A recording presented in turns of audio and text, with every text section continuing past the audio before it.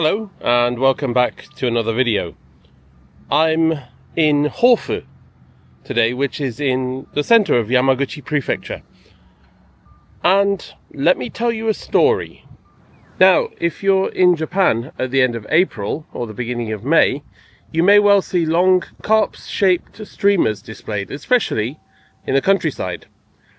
These streamers are quite often attached to tall poles or to long ropes, and those ropes are quite often strung across rivers so that the streamers billow in the breeze. It's a wonderful sight, especially when there are large numbers of streamers all together. Anyway, these carp streamers are known as Koi-Nobori, and they're displayed to pray for the healthy growth and success of children. They're imbued with the hope that children will grow up to be strong, determined people. Anyway, here in Hofu, there's a spot where these carp streamers are displayed not in the sky, but in a river, so that it looks not like they're flying, but they're swimming. And this event is called Koi-Nagashi. The site is about 15 minutes by bus from the station, so let's go and see. Alright, I've just got off the bus, and just along from here is where the Koi-Nagashi festival is held. It's a beautiful rural place. You wouldn't really think it was only 15 minutes from Hofu station by bus. It feels much more out in the countryside than that. Anyway, let's go and see the Koi-Nagashi. Basically, the carp streamers, which are fairly obviously the centerpiece of the festival, are in the Sabagawa River, and over the river there is a small bridge, which is the best place to see them from. And then on the other side of the river, across the bridge, on the riverbank, there is the festival itself. I think the last time I came there were food trucks and things like that, so this time we'll have to see. Anyway, first of all, let's go and see the streamers.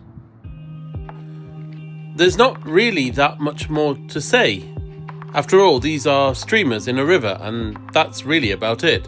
So what I'll do is I will put a few videos in a montage. So, please enjoy them with me.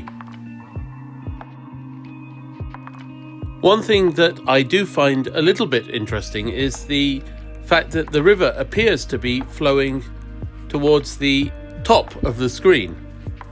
The tails of the carp streamers, though, are very much towards the bottom of the screen. This doesn't really make sense, because the streamers are fastened by their heads. So if the river is flowing towards the top of the screen, in other words, into the distance, then really, logically, the streamers should be pointing the other way round. The only thing I can think of is that it's actually quite breezy today, and so maybe the wind is causing the ripples on the water, but the river is actually flowing towards the bottom of the screen. In other words, towards the sea. Anything else, to be honest, doesn't make sense to me, but if you have any other suggestions, please do let me know.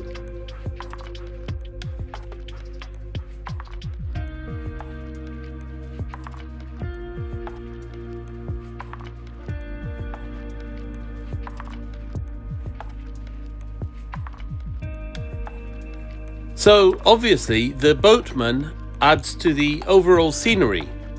But apart from that, I'm not quite sure what he's actually there for.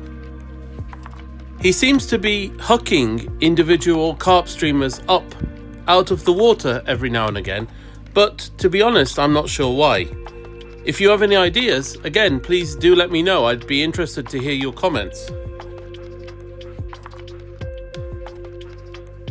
Anyway, you can see the streamers from both sides of the river as well as from the bridge itself.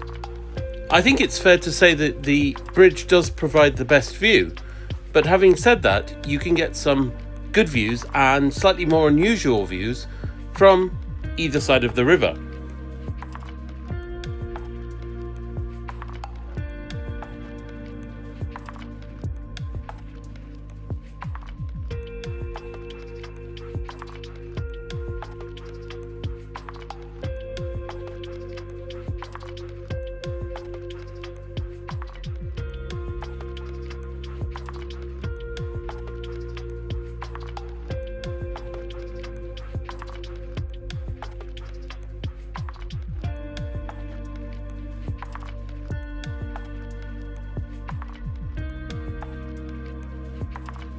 I'm not sure whether it's someone actually involved with the event or not, but someone keeps blowing soap bubbles out across the river.